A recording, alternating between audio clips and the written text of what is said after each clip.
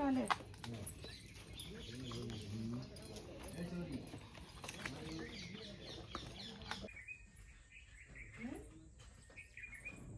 લક્ષ્મી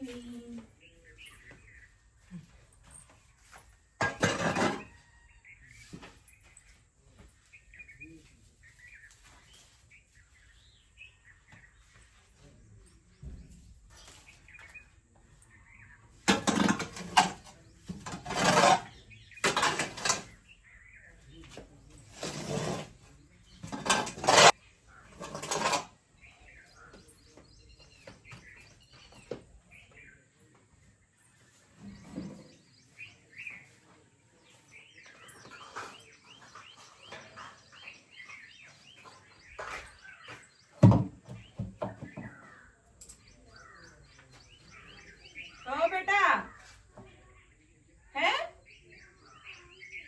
આવું દીકરા આવું કઈ થાય છે?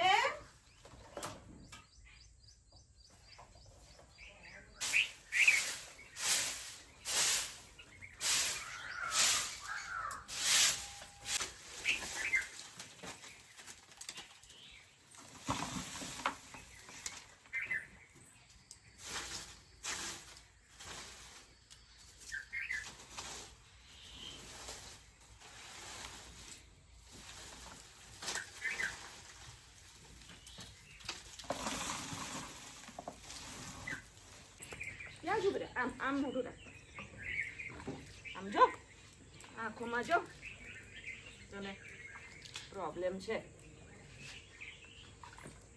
મારો દીકો ડાયો છે.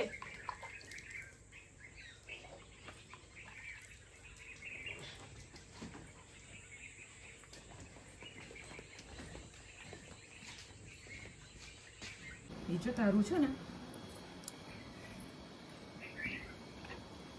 જા દોડી લે, મને વાળવો છે ઓટલો. ચલ નીચે ઉતર. મોબાઈલ છે મોબાઈલ. શું એ રહ્યું?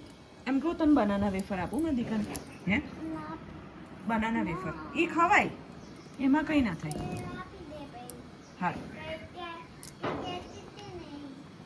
Banana wafer. હા આસન રહેવા દે એકદમ. તું છે ને અપલખણાઈ ના કર. આસન રહેવા દે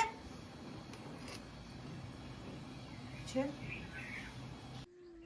જો થોડોક ટાઈમ અહીંયા આવ્યા અમે. શું? હા વેલ મરી જાય. કાલે સાંજે કોણ? ના એ તો પાણીમાં જ રહે બેટા. કાલ સાંજે થોડુંક ફૂડ પોઈઝનિંગ થઈ ગયું એને. હવે કંઈક થોડુંક સારું છે. તો આજે બહુ મોડો આવ્યો. આજે બહુ મોડું નામ લીધું કે સ્વિમિંગ પુલ જઈએ. તો જો મા દીકરો હવે આજનો દિવસ ને કાલનો દિવસ શૌર્યને હવે અમારે વેકેશન. એટલે અત્યારે થોડુંક સારું થયું ને એની ઈચ્છા થઈ ને એટલે અમે આવ્યા છે. અને છાંયડો તો ઓલરેડી અમે આવી રીતે પહેલેથી રાખીએ જ છે. તો એટલું અત્યારે એક તો વાદળ છે. એ શૌર્ય ઉપર મોટા મોટા વલ્ચર. તો એને સારું લાગ્યું ને તો અમે અત્યારે આવ્યા. પછી જમવા જશું. તારી પેલી લઈ લે, રિંગ લઈ લે દીકરા. શું કેટલા મોટા વલ્ચર.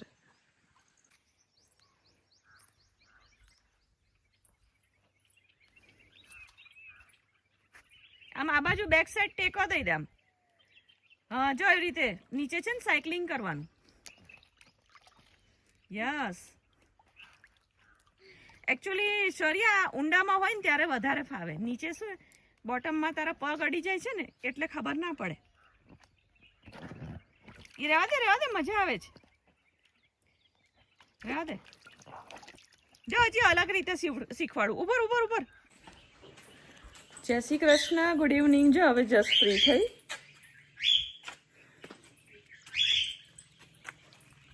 અંજો કેવું મસ્ત વાતાવરણ છે સાંજનું.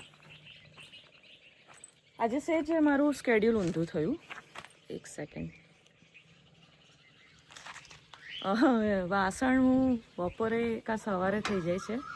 પણ શૌર્ય મારે ઘરે હોય ને અને ઉપરથી એની તબિયત સારી ના હોય ને, મને યાદ છે હું પણ નાની હતી ને તો મમ્મીને કાયમ એમ જ કહેતી, મારી બાજુમાં બેસ.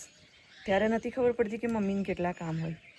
અત્યારે આજે મેં એવી રીતે જ કામ કર્યું, ખાલી રસોઈનું, બાકી તો રસોડું એટલું ખરાબ ભર્યું હતું. બસ થોડી વાર મારી બાજુમાં બેસ. પાસે આવીને એમ કે ક્યાં ગઈ, એટલે માંડ છૂટકમાં લક્ષ્મીનો રૂમ ક્લીન કર્યો અને રસોઈને જેવું તેવું રસોડું ને, એટલે પછી બપોરે આળસ આવી. પછી અત્યારે ફટાફટ એના માટે વઘારેલી ખીચડી અને વાસણને બધું પરવાર્યા. ઘણા લોકો એવું પૂછતા હોય છે કે તમને અહીંયા ગમે. એકચ્યુઅલી જેને એકલું રહેવું ગમે એ વાડીમાં એને ગમે. વાડીમાં અને ગામડામાં એ બેમાં ફેર છે. ગામડામાં હજી તમને પબ્લિક મળે, વાતચીત માટે માણસો મળે. ગામડામાં ફળિયા હોય, મંદિરે બધા ભેગા થતા હોય, ચોક હોય, બજાર હોય. એટલે વાડી અને ગામડામાં બહુ ફેર છે.